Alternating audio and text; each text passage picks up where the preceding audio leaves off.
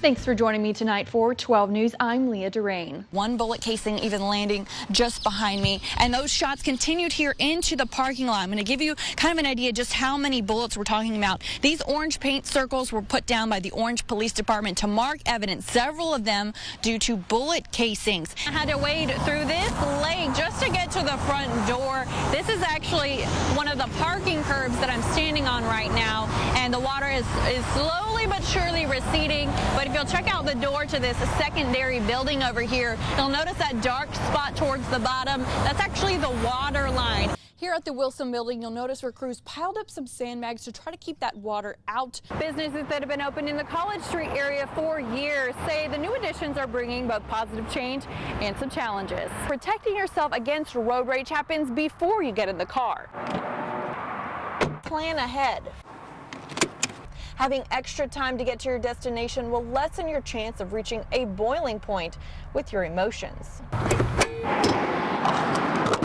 The prices are the lowest since 2004. The peak was actually in 2008 when drivers were paying $4 a gallon for gas. Today we're paying on average $2.13 a gallon in Beaumont, but some drivers are actually finding it even cheaper. After taking stock of the food she has on hand each week, Jarrell shops once, picking up fresh produce like bananas and other ingredients that need restocking. There's a lot going on right now here at Marshall Middle School. We were told that evacuations began about 10:30 this morning. And just take a look at the scene right now. There's EMS on scene. We have fire department, police, school officials, you name it. They are out here making sure that these students get to safety. Now, BISD officials tell us that they believe a carbon monoxide leak stemming from their boiler room here at the school is to blame for all of this chaos this afternoon. Not one, not two, but several gunshots rang out at this apartment complex overnight. We're across the street from the orange boat ramp, and neighbors say that it started right here outside of this apartment. Got out my wind meter app today, and it is showing an average between 15 and 20 miles an hour since I've been standing here. That wind meter right there. Just several inches. It's just covering the tops of my rain boots right here. Officers here at the Coons Police Department have been working overnight on this investigation. Now you'll see this F-150 parked just behind me. Police say that's actually the truck that the victim was driving just before he was shot to his death. Hundreds of ExxonMobil refinery workers pouring into work right now, and many of them are learning for the first time that one of their co-workers passed away. This home is completely waterlogged right now. Just to give you an idea of how deep the water is at noon today, this car over here has water all the way up almost to the hood. Troopers are keeping us about half a mile away from the scene right now. You can kind of see their lights over my shoulder. Among the dozens of Trump fans out of the airport to catch a glimpse of the presidential candidate, a political science professor was also looking on. Still lots of water here on Green Avenue, a street lined with key buildings. They did not let our cameras inside the store today, but an employee did tell me that she has a pretty good idea of who bought that winning ticket. This is where supporters for Rod Carroll have been camped out all night, kind of seeing those numbers rolling in. Good luck up top. And of course, we got Coach Babin in the house. You actually went to Lumberton. Now you're back. What's it like being able to take the field as a Lumberton Raider again?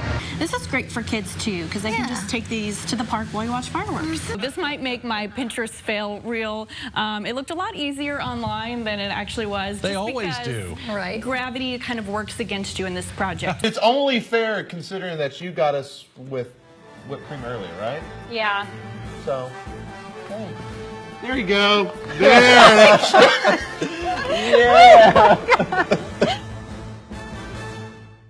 Houses along the Sabine River here in Deweyville are a lot like this one, up on stilts. But homeowners say with the river rising another 9 feet by Wednesday, they expect about 4 feet of water to get into their homes. It's good fishing if you want to get out there and fish in it. A calm morning in Deweyville Friday, only a few raindrops falling onto Highway 12 where Texas and Louisiana meet.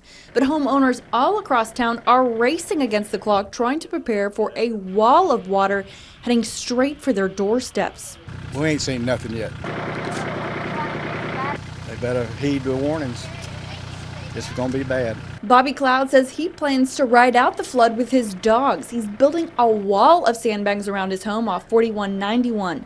Cloud says all but one spot on his land flooded in 1989, and with this flood predicted at having even higher water levels, Cloud says it will be a miracle if water does not make it inside his house. Mother Nature just kicking us. Right on the Sabine River, Ray Cook says he's packing up and leaving. Normally after a heavy rain, Cook and his neighbors can boat out for groceries and other items. But with such a strong flow of water moving in from Toledo Bend, Cook says heading upstream and into town will be impossible. When the water gets up as high as it's going to get, you can't really control a boat. Mold and mildew concerns are high on Cook's list of worries, but even scarier, Cook says he fears his home may be reduced to rubble by a wall of water from the recently opened dams. A great possibility that this will all just be over in the neighbor's house or something. Once the Sabine River floods its banks here in Deweyville, homeowners don't expect those floodwaters to recede for several weeks. In Deweyville, Leah Durain, 12 News. Why are we having to deal with this? It's just very frustrating. I would like the city to get off their butts and do something about the water. Residents along Jenny Lane in Lumberton are dripping with irritation. They say a murky lake stretches up to their front doors whenever storm clouds move into the area. Homeowner Chris Bean says he's pleaded with the Lumberton City Council for help, but is still treading water. The city and the county did a survey and didn't straight back because there's a natural drain back there. But you can't get anybody to do anything. Beans already had the dirty water seep into his home twice in less than 3 years. It's not much fun waking up at 4 in the morning to get out of bed and step off in an inch of water. Bean had to replace flooring, baseboards, even part of the wall structure to his home. Next door neighbor Alicia Bach says she's narrowly missed having to renovate, but the unwelcome moat surrounding her home is causing other problems. My kids are not able to really go outside and play without us being back there because of the water and the snakes. Bach says the week before they moved in 2 years ago, a storm flooded their soon-to-be neighborhood, but assurances from the city of Lumberton that a drainage project was underway kept the family from walking away. When you're reassured by city officials that it's going to be fixed, you know, that's who you're supposed to have trust and confidence in, are the leaders that are running your city. And not to be harsh, but they've completely lied to us. Lumberton City Manager Steve Clark says he's swamped with drainage problems throughout the city, but is aware of the issue on Jenny Lane. Clark says an engineering project to determine how to dry out the street is currently at a standstill. The city manager says a landowner isn't allowing surveyors onto property near the homes, but officials are still in communication with the landowner to find some common and hopefully dry ground. In Lumberton, Leah Durain, 12 News HD.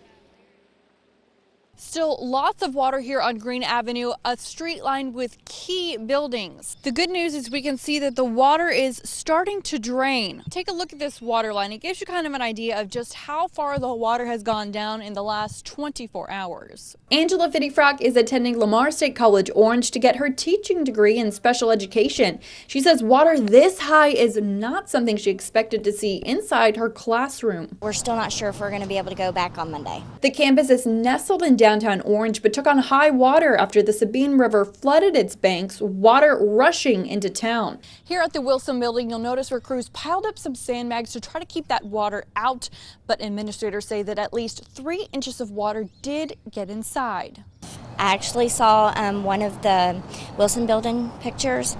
I was like, oh my goodness, there's my class. It's not nearly as bad as it was in Hurricane Ike, so it's a problem, and it's going to be a mess to clean up, but it's very doable. When classes will resume is still up in the air. Administrators will decide as they monitor water levels over the weekend and road conditions. We have quite a few students on the other side of the river, and we certainly don't want to open until those students are able to get back and forth. College President Mike Shahan says students will be able to finish the semester on schedule. That's great news for Fittyfrock. We as a community need to stick together and pray for everyone and help out with whatever, needs to be taken care of. there's a lot of work ahead. Once the water goes down, crews are going to come in, clean up all of this debris and trash, and begin those building repairs. In Orange, Leah Durain, 12 News. Woodville, Texas took a direct hit from an overnight storm. The woman who lives in this house says she's lucky to be alive after a tree crashes through her bedroom. She says her bedposts are the only thing that kept the walls from collapsing on top of her. The lady was having to crawl underneath the tree, between the tree and the floor, to get out. The woman, who didn't want to be identified, says she doesn't know which of her neighbors called for help, but she's glad sheriff's deputies, DPS troopers, and firemen rushed to her rescue. She was fairly calm. I think she was more calm than everybody else. Tree limbs are covering Tyler County. Near the pellet mill, Rhonda Gilchrist has countless trees uprooted in her yard, blocking her driveway. My place looks just about as bad as it did when Rita hit. The Woodville homeowner says the storm howled on for about 30 minutes Wednesday morning. We really didn't think we were going to be alive. We done told each other we loved each other and everything. Tyler County Judge Jacques Blanchette stopped by to check on Gilchrist. He agrees with her description of the destruction. There's plenty of hurricane-type damage with the wind structure, as well as the rains and so forth that went through this area. Up and down nearly every road, evidence of the powerful winds, gusts averaging 60 miles an hour, leaving the entire town of Woodville and Chester without power. And while the cleanup from today's storm begins for some, everyone is bracing for more rain this weekend. In Tyler County, Leah Durain, 12 News.